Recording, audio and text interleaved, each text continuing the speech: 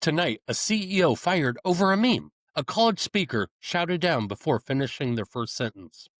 A YouTuber loses every sponsor in less than 12 hours because, wait for it, an old tweet from 2011 resurfaced. Welcome to the new public square, where the loudest voice wins. The fastest retweet rules, and nuance gets trampled in the stampede for moral high ground. You can't even blink online anymore without someone checking your pulse. And if your apology video doesn't have soft lighting and tears within 30 seconds, well, good luck paying rent. So, is this justice or just chaos with better Wi-Fi? Tonight, we're diving headfirst into the clash between cancel culture and accountability, the mob, the market, and the morals in between. You're watching Hold 'em Accountable, where the truth doesn't trend, it survives.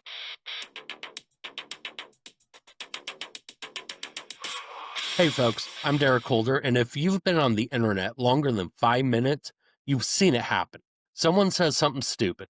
Maybe it's offensive, maybe it's just clumsy. And within hours, they're trending under a hashtag that might as well be a digital guillotine. Now, I'm all for accountability. If you mess up, own it. If you abuse power, face the consequences. But what we've built isn't accountability. It's acceleration, a machine that turns every mistake into a public spectacle and every apology into content. Tonight, we want to unpack this whole thing, where it came from, why it's happening, and how the hell we fix it without turning every disagreement into a digital firing squad. Because this isn't new. We've been canceling people since before hashtags existed, just with different tools, different mobs, and different motives. So let's take a little trip back in time to when cancel culture wore suits, waved flags, and came with subpoenas instead of subtweets. This is history, from McCarthyism to Twitter pylons. Let's rewind to the 1950s, back when cancel culture wore a flag pin and carried a notepad labeled The List. Senator Joseph McCarthy, the man who turned suspicion into a sport and paranoia into politics. He claimed communists were infiltrating every corner of American life, Hollywood, universities, even the U.S. Army. And the beauty or horror of it, he didn't need proof, just accusation. Careers destroyed, reputations shredded, families ostracized, all in the name of protecting America from the Red Menace. In reality, it was fear turned into a brand. Sound familiar? See, McCarthyism wasn't about justice. It was about power through performance. And that's the thread connecting the old blacklist with today's online mobs. One was televised, the other live streamed. Fast forward 30 years. It's the 1980s. America's in another culture war. We've got televangelists, boycotts, and moms mailing VHS tapes to Congress demanding we protect children from MTV.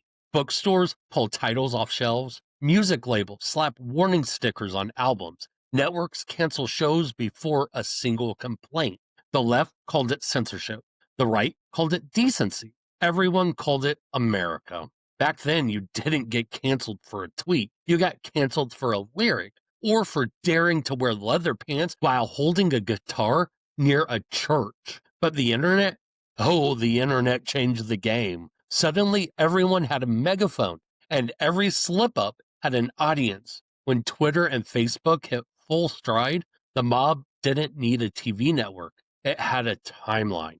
Now, instead of waiting for a news cycle, outrage could erupt in real time. And because platforms thrive on engagement, anger became the algorithm's favorite flavor.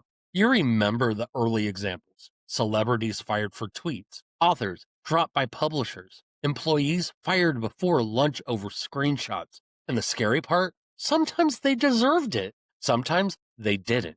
But the crowd rarely waits for facts. The new rule became apologize immediately or vanish permanently. It's the same psychology that drove the Salem witch trials, McCarthy hearings, and Hollywood blacklist. Only this time, it's monetized. Cancel culture didn't come out of nowhere. It's a remix of every moral panic we've ever had.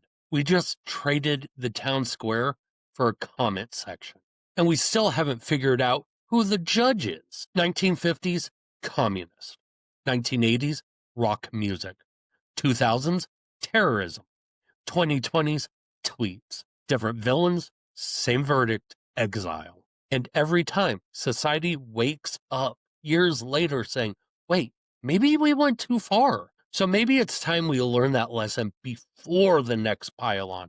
Because what's at stake isn't free speech versus consequences.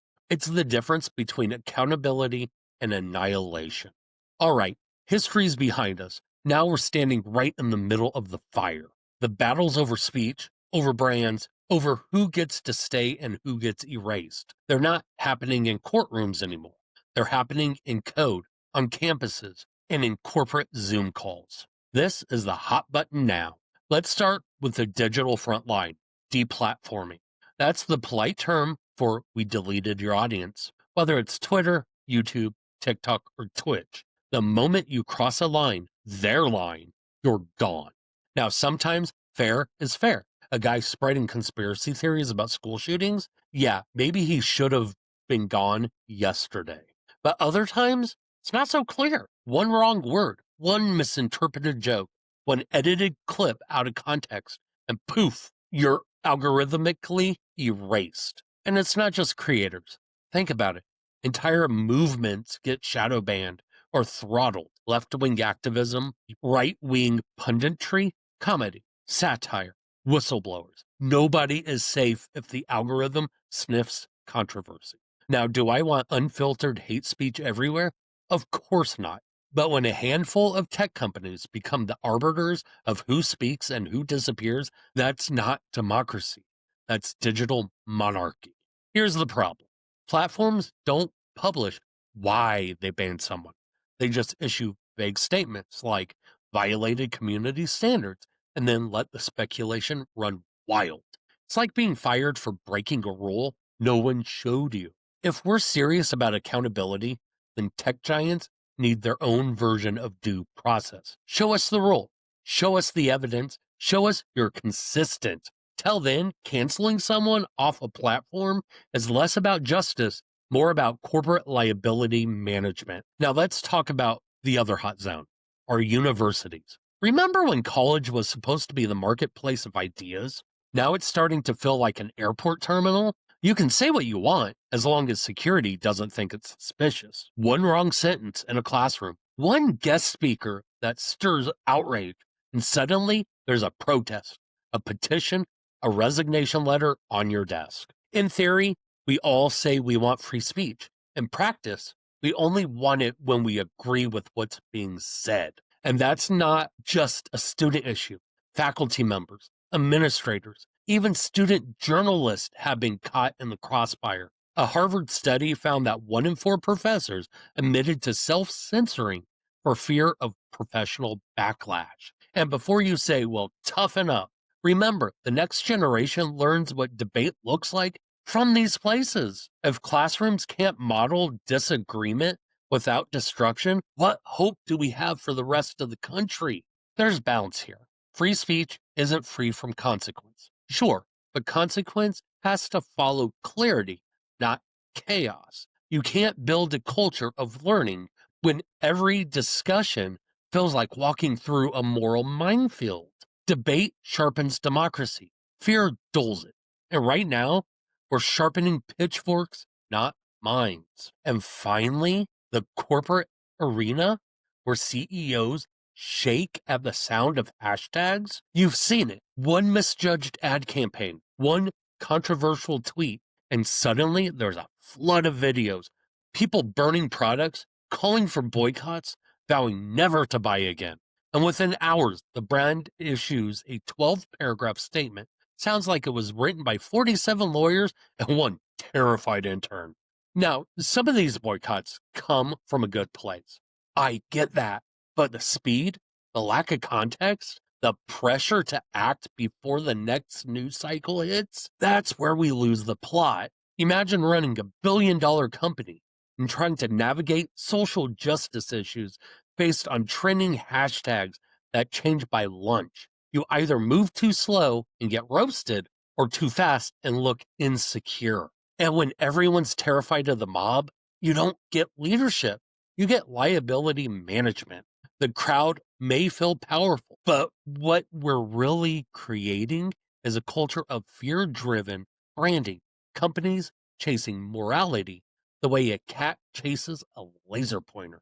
The question is, who benefits from all this outrage? Not you, not me, not the victims of real injustice who deserve focus and reform. It's the platforms, the ad agencies, the click farms, and the media algorithms that turn our moral fury into profit margins. So the next time you see a brand rushing out performative apology videos, just remember it's not about your feelings, it's about their stock price. So here's where we are: the mob is loud, the market is scared, and morality is somewhere in the middle, wondering who's steering the ship. But it didn't just happen by accident. This outrage machine was built intentionally. And if you want to know who built it, follow the money, because the next part of this story isn't about morals or mobs. It's about mechanics, how algorithms and ad incentives turned outrage into industry. Now, we've seen the mobs, the boycotts, the shouting, but those are just the symptoms. The real disease runs underneath, hidden in the code, buried in spreadsheets, monetized in milliseconds. So tonight, we're pulling the curtain back on how outrage became an industry.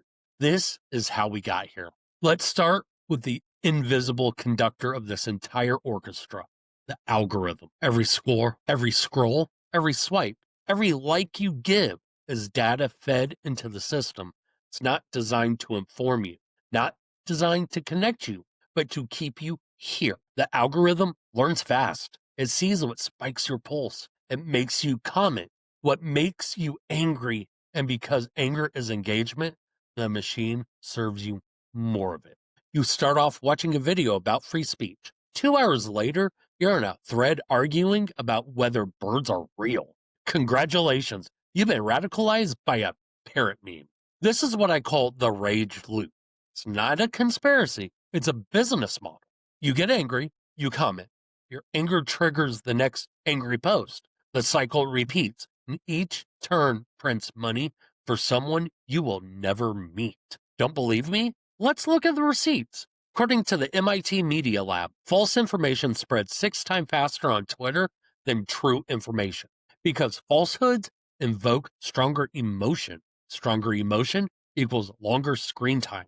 So the platforms don't need to choose sides. They just need to feed the fight. They don't care who wins the argument as long as you don't close the app. And the more polarized we become, the more profitable the platforms get. Let's talk about money, because outrage, like oil, is a finite resource that's been over drilled. Every social platform is funded by advertising. That means you, not the advertiser, are the product. The longer you scroll, the more ads they show. The more emotionally charged your feed, the more likely you are to engage. And the more you engage, the more data they mine. So, no, your social feed isn't broken. It's doing exactly what it is designed to do. Advertisers don't want accuracy, they want attention. They don't ask, is this healthy for democracy? They ask, what's your CPM? That's why an angry political post can outperform a heartwarming charity story 10 to 1. One gives you dopamine, the other sells detergent, and the cycle continues. Advertisers pay more for engagement spikes. Platforms designed for emotional triggers. We take the bait and we call it culture. That's not conversation, that's conditioning. Let's zoom in even closer into the wiring upstairs, because this whole system isn't just technical, it's biological. Our brains crave certainty. Tribes give us that certainty. So when we encounter opposing views online, feels like a threat, not a disagreement. Researchers at Yale found that moral emotional language, words like hate, disgrace, and evil, increase social media shares by up to 20%. That's not an accident. This is your amygdala doing jumping jacks while the algorithm hands it another Red Bull. The more we moralize everything, the more we see others not as opponents, but as enemies. And when your brain goes to war, empathy clock punches out early, which means outrage becomes addictive. You start needing that daily fix of indignation just to feel engaged. It's outrage as entertainment, and we call that normal. Now, this is where the mob and the market shake hands. Media outlets see which stories go viral online, and they replicate the formula. Politicians see which outrage trends. They legislate by headline, and the cycle keeps feeding itself. This system thrives because we feed it every angry share, every mocking meme, every performative outrage. It's fuel. And the only way to shut down the engine is to stop giving it gas. But here's the trick: the system doesn't want you to stop, because division is the product and unity doesn't trend. So when we talk about cancel culture, we're not just talking about moral panic. We're talking about an economy of outrage, where your attention is the currency and the mob is the marketing. The scary part: we built it, we rewarded it, and now we're living inside of it. Behind every viral takedown, there's a human being at the other end of that screen. Sometimes they deserve consequences. Sometimes they don't. But every time, the machine profits. A Pew survey found that 70% of Americans say they've witnessed someone being canceled online. Yet only 14% think the person deserved permanent exclusion. That gap, that's our collective unease. And know something feels off. We know accountability matters, but annihilation doesn't. And the longer we stay in this loop, the harder it becomes to separate justice from vengeance. Cancel culture didn't invent outrage, it industrialized it. And until we rewrite the code, the moral code and the digital code, will keep confusing punishment for progress. All right, we've talked about history, hype, and how the machine runs. But here on Hold 'em Accountable, we don't do theories without proof. We do receipts, because feelings are fine, but numbers don't panic tweet.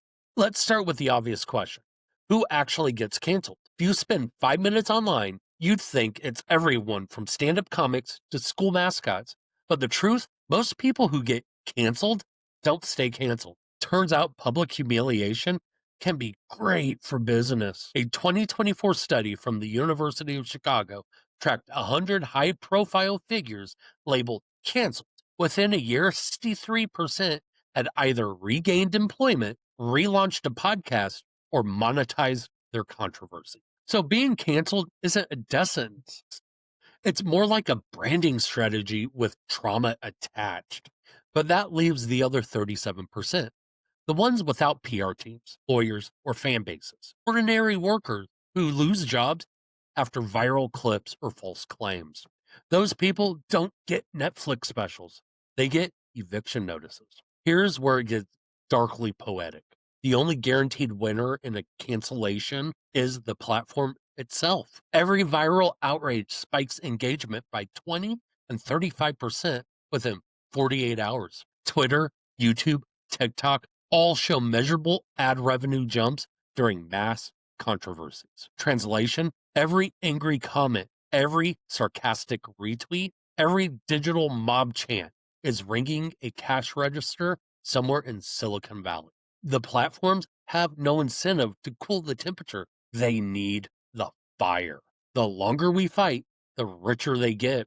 It's the most profitable conflict of interest in human history. Now, how do regular people feel about all this?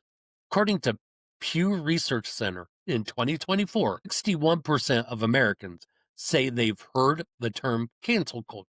58% believe calling people out online holds them accountable, but 38% say it punishes people who don't deserve it.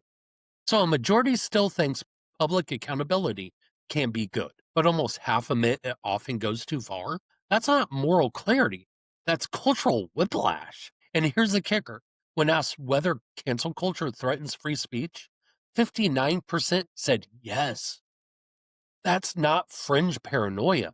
That's most of the country quietly saying, I want accountability, but maybe not like this. And of course, the media couldn't resist turning it into content, because nothing sells quite like outrage about outrage. One week, it's comedians. Next week, it's cartoons. then a coffee cup has the wrong snowflake on it. Each new scandal resets the clock, and the networks get to play moral referee for ratings. So we built an outrage machine and then hired another outrage machine to cover the first one. Here's what the numbers tell us. Cancel culture is real, but its effects are uneven. Outrage is profitable, but accountability isn't. And the public's divided, not because they love chaos, but because they've been conditioned to see it as participation. When every argument becomes content, you stop talking with people, start performing at them. So the next time someone says you've been canceled, ask who's keeping score and who's selling tickets. All right, we've seen the data, we've traced the money, and we've peeled back the algorithmic curtain. Now it's time to play the game we always play on the show, where justice meets judgment. This is Hold'em or Fold.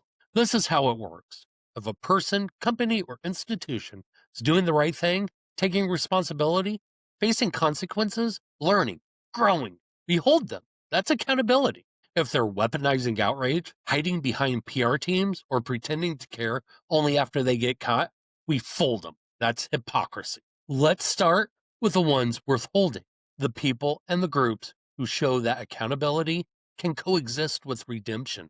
First, hold them for anyone who admits wrongdoing without a PR filter. The apology that starts with, I was wrong, not if anyone was offended. Because that's courage, that's moral honesty, the rarest currency online.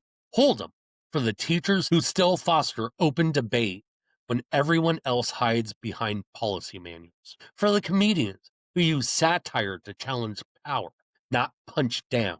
For the students who invite opposing voices, not to shout them down, but to sharpen their own ideas. Hold them for the journalists who dig for truth even when both sides accuse them of bias. For the whistleblowers who risk careers to expose corruption.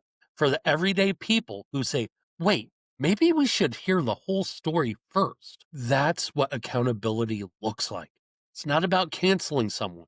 It's about calibrating justice. When we hold them, we don't excuse. We encourage redemption. Because in a healthy culture, truth isn't a weapon. It's a light. And now, the other side of the coin. The ones who deserve a hard fold. Fold them for the mob that doesn't care about truth, only about trending. The digital pitchfork crowd that shouts louder than it listens. The influencers who turn outrage into revenue and human pain into hashtags. Fold them for every brand that treats justice like a marketing strategy, issuing performative apologies with all the sincerity of a spam email. We value your feedback during this difficult time. Sure you do, right up until the quarterly report.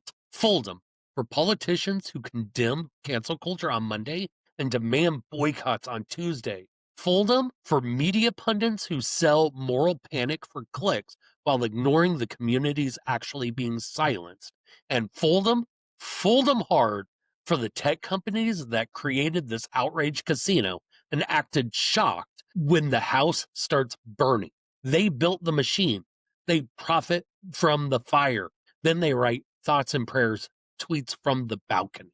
Fold them for the cowards who hide behind anonymity to destroy others and call it activism. That's not justice. That's digital arson. But here's where it gets tricky. Not everyone you cancel deserves exile, and not everyone you defeat deserves redemption. Justice means separating intent from impact. It means holding people accountable, but also leaving room for repair. Because if every mistake is unforgivable, then growth becomes impossible. Think about it. If we tell people they're beyond redemption, why would they ever try to change? That's the difference between a society of fear and a society of conscience. So hold them for the people who stand in the light and take responsibility, and fold them for those who hide behind outrage to escape it. That's the standard. That's the line in the sand. If we want culture that values truth, then we got to stop rewarding spectacle. If we want accountability, we can't let mob rule masquerade as morality. And if we want justice, real justice, we got to learn when to hold them and when to fold them. The test of character isn't how loud you shout when someone is wronged, it's how steady you stay when you're right. So next time the crowd demands blood, ask yourself, are we holding the guilty accountable? Or are we just holding the torches? That's how we find our way back to sanity. Not through fear, not through shame, through courage to stand up for accountability without surrendering your humanity. Accountability only works if we all play by the same rules. It can't be mob forged, market driven, or media approved. It has to be something bigger, something rooted in fairness, process, and truth. Because the opposite of cancel culture isn't silence, it's integrity. First, we've got to demand transparency from platforms, from corporations, from ourselves. Every major social media company should release a quarterly transparency report. How many bans, reinstatements, appeals, and reversals happen? No more vague community guideline violations. We deserve receipts. We need to rebuild media literacy from the ground up, starting in our schools. We teach kids algebra and chemistry, but not how to tell the difference between truth and manipulation online. That's like sending them into a hurricane with no umbrella. Because if we raise a generation that can think critically, maybe they won't need to cancel impulsively. And last, take this conversation offline. Read, reflect, rebuild. Here's a quick reading list. So You've Been Publicly Shamed by John Rosnan. Manufacturing Consent by Noam Chomsky. Hate Inc. by Matt Taibbi. Stolen Focus by Joanne Hari. Each one digs deeper into this web of outrage, media, and control. If we stop feeding the outrage and start feeding understanding, we just might build something stronger than cancel culture. We might build community culture. This country was built on free expression and accountability, not one or the other, both. We can't let the mob or the market decide who matters, because when freedom loses its backbone and accountability loses its heart, democracy loses its soul. So let's bring the house back to the people. Let's build systems that are fair, transparent, and humane.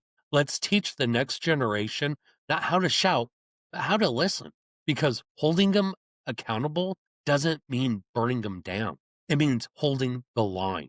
I'm Derek Holder. This has been Hold 'em Accountable. Till next time, remember, justice isn't trending, it's standing.